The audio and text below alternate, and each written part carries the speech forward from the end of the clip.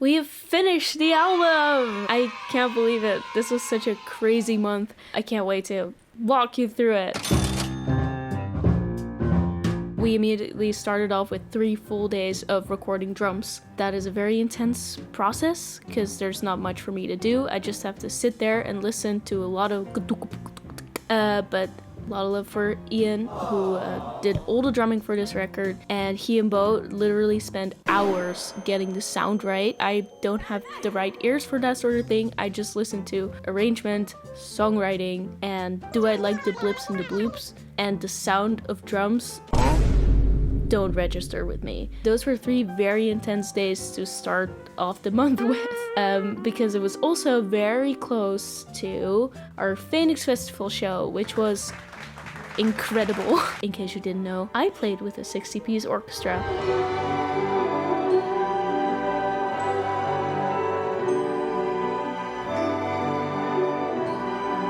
That was probably the coolest thing I've ever done, and I will definitely be uploading like a full, more in-depth video on that. We shot a lot of footage of that whole day, and it was incredible. Bo made all of the arrangements. Fries Jeugdorkest played it. We only had a couple of rehearsals, which was really scary, but we had one big rehearsal on the day itself. It was really scary because we were supposed to have like an hour in between the rehearsal and the show, and the whole sound check process took forever. That was a challenge, to say the least. And then I had like 15 minutes to do my makeup, get ready, get into my dress.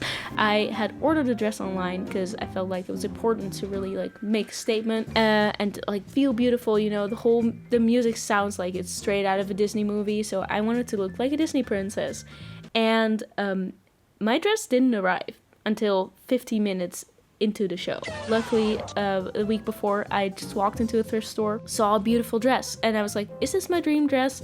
No, but let me try it on. And it fit perfectly. It was the craziest thing. It was like a designer dress. It was like secondhand, and it was really beautiful, and it kind of was my dream dress in the end. So I was really glad to have it and to wear it, and the show was amazing. It was the scariest thing to just wait to get on stage. There was a really big clock backstage where they would just be counting down the seconds until it was 8:30. And the whole orchestra had already warmed up, like tuned, that sort of thing. And they were just waiting for the show to start. And I was just there like, okay, don't panic, don't panic, don't panic, don't panic. I kept my cool, kind of. Somebody talked to me. They just wanted to make small talk. And I was like, don't talk to me right now. Don't talk to me. I was really scared. I had glitter with me because I wanted to spice up my look a little bit and be a little bit more whimsical, like not too serious. So I bought a can of glitter, and a lot of people from the orchestra also wanted to have glitter on them. So I started spraying people, but we only had 5 minutes till we had to be downstairs for curtain call. So I just started spraying people at random. And there was this one girl who was like, oh, me too. And I just fully sprayed glitter in her face. So the whole show, she just had like glitter everywhere.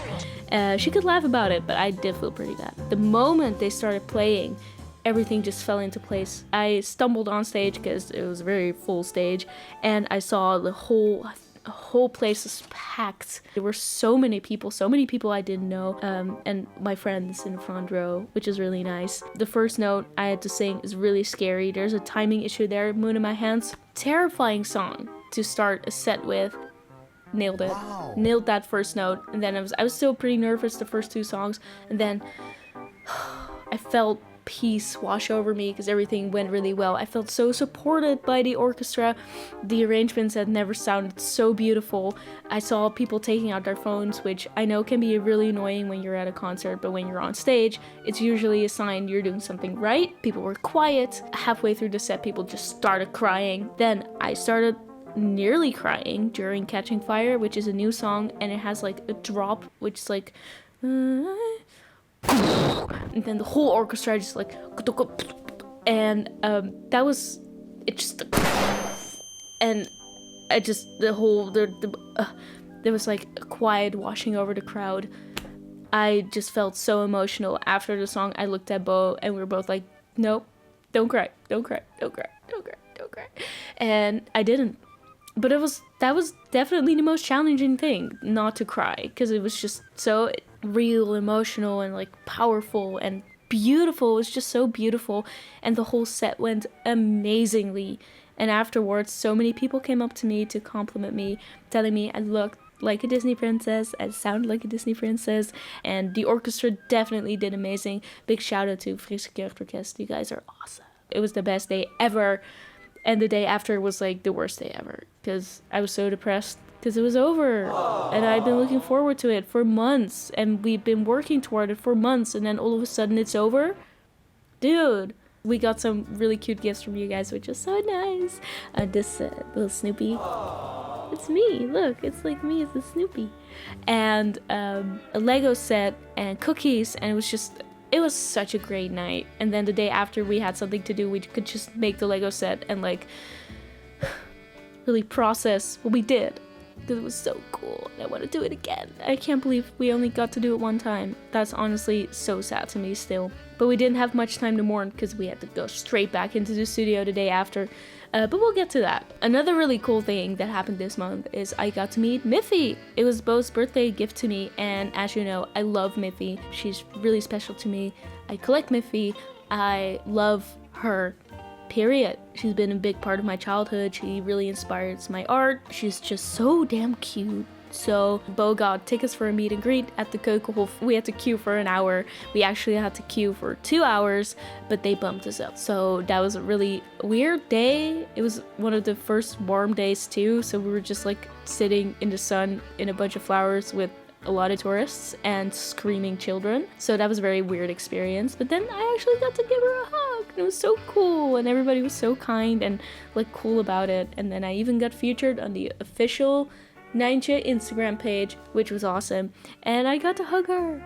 It was such a great day. I was really happy about that. And then I didn't have much time to really revel in that memory, because that weekend was Record Store Day. In case you don't know what Record Store Day is, it's basically a day where you celebrate your local record store, and you get a bunch of exclusive releases, and artists from all over the world release like a special physical edition of something, and people can get them, and it's all limited, and it's like collector's items.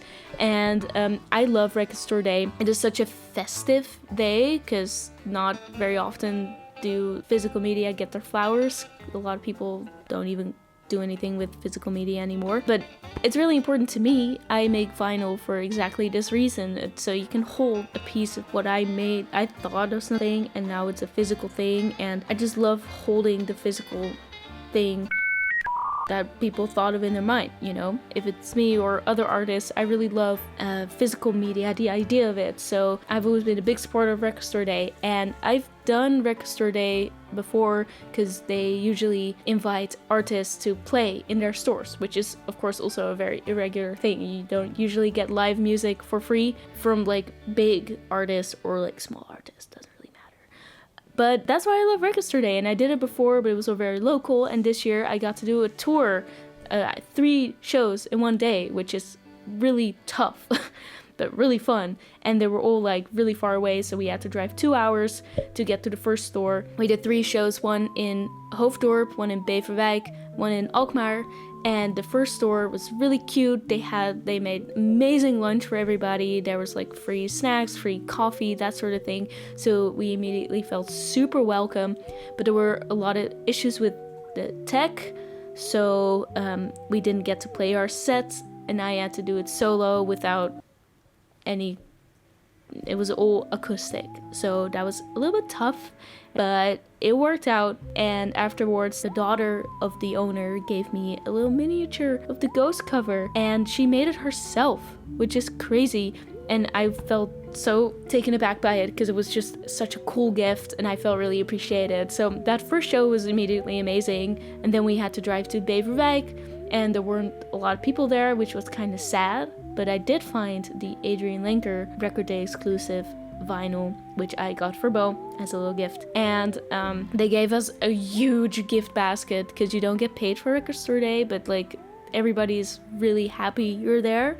So that makes it totally worth it for me. And those, like, everybody who did come to that show was really, really kind, and they were really great. And we were kind of on time for our last show in Alkmaar, and they had read our rider. And if you're an artist, you know, people don't read your rider. Your rider is basically what you need for a show. So all the tech stuff and like how many cables you need. People usually don't read it. And then they're like, oh, well, we just assume you're just a girl with a guitarist or whatever. And our duo setup is like crazy complicated. But they were really excited to have us. And they had candy, which is on our rider, because we put it on there to check if people read the rider. And if they give us the candy, we know they did. So they came out with that, and they brought us beers, and the sun was shining because it was raining like an hour before, and the sun was shining. It was a really cute record store. There was another band playing, so we got to watch them for a little bit. And then we played a show, and a bunch of you came out for that show. So that was awesome. And it was really nice to meet you and talk to you. And a lot of people got records there. So I sold a bunch of records, which was really great because then I got to pay for gas. That was a really great way to close off the day. And it just is such a festive day. And it's so cool. I love that feeling of touring. When we went to Germany, it was also really cool. You're just on the road for a week, you know? And I really like that. And that was really fun to just condense that into a single day. And it was a great success, and I loved it, and I love Register Day, and I can't wait for next year, because I want to play again. A couple of fun side quests this month include, we went to see Big Thief, which was awesome. Oh my god, they were so good, and they're one of our favorite bands, me and Bo's favorite bands. Adrian Lenker is the best songwriter currently alive, maybe? Paul McCartney is still kicking. She's pretty good, though. And we're both madly in love with her, so it was awesome to see her live, and the show was really, really good. We celebrated King's Day, which was kind of a mixed bag of a day, but I did find a couple of cute clothes and this really cool necklace for like 50 cents. So I love King's Day. It's, you know, I love thrifting, and having your entire city turn into one big thrift store. How is it not everybody's favorite day? It's one of my favorite days of the year. I did a bunch of DIYing again because, you know, I had to do something to calm the down. I made this scarf. I double knit it. I started it last month. Yeah. So look, it's like the same. I knit both sides at the same time, and it's like cute, and it's really warm, so I don't need it right now. Ta-da! And I'm still figuring out if I have to block it or not, because I haven't really made garments before, so I'm gonna try to figure that out. And you are much longer than the rest. I'm really proud of this scarf. I wanted to make a Niffy scarf, and this is the closest I could get, so I'm pretty proud of it.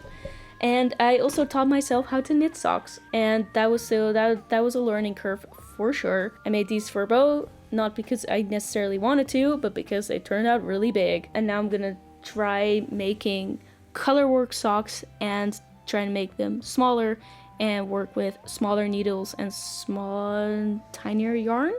Not sure how that's gonna turn out yet, but I'm happy that I love making socks because they're fast. You can make them anywhere. You can start this anywhere, but once it gets like really long, A, it gets really boring.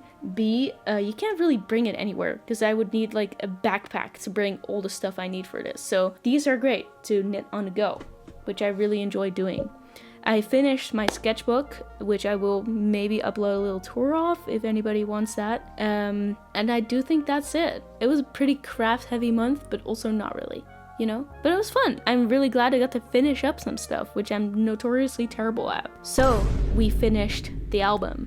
Doesn't mean the album is finished, but we finished recording all of the album, which is such a big weight lifted off of my shoulders because we spent every single free day, weekend, Saturday, Sunday, Monday, Friday, Wednesday on it. Every day I didn't work. We were working on recording that record, and we had a lot of bad luck.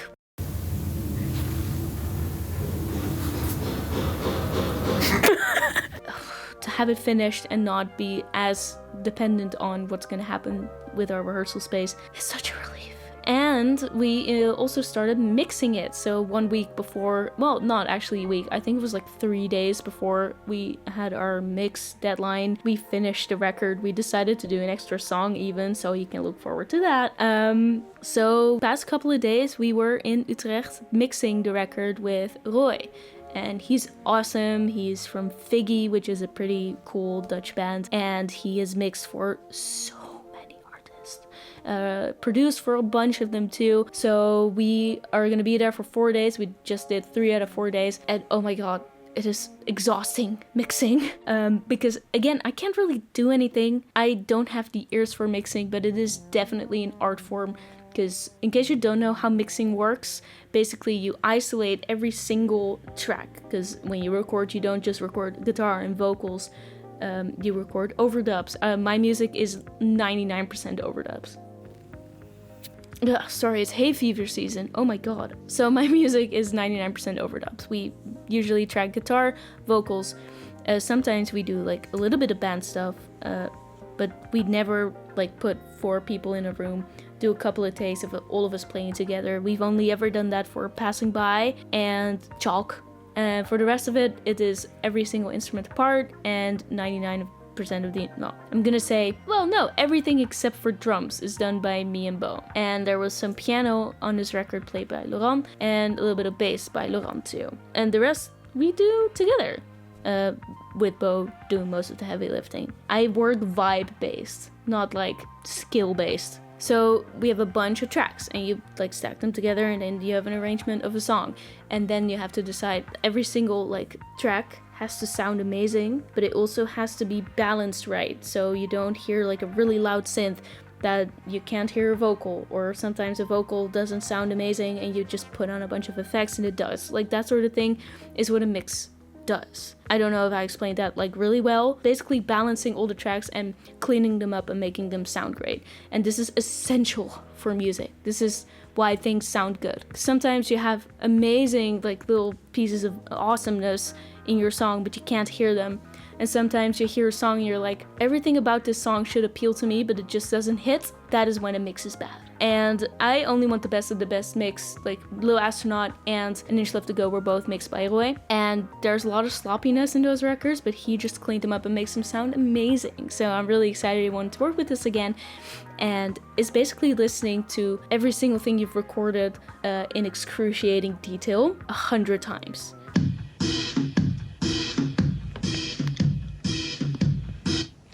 So guitar track I laid down that I put a lot of effort into, he will replay it like 100 times, clean up every single frequency that sounds bad, pick out every single mistake.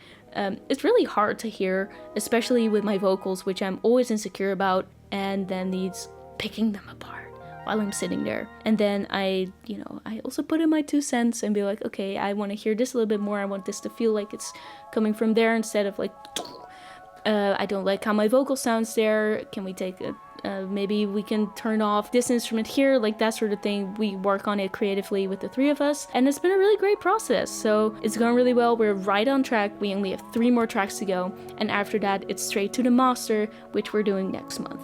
And after the master, the record is like done. And that is a really scary idea, because there's already things that I would like to go back and change, and I think that will always be part of making a record. So I have to calm down and not do that. But that's really hard.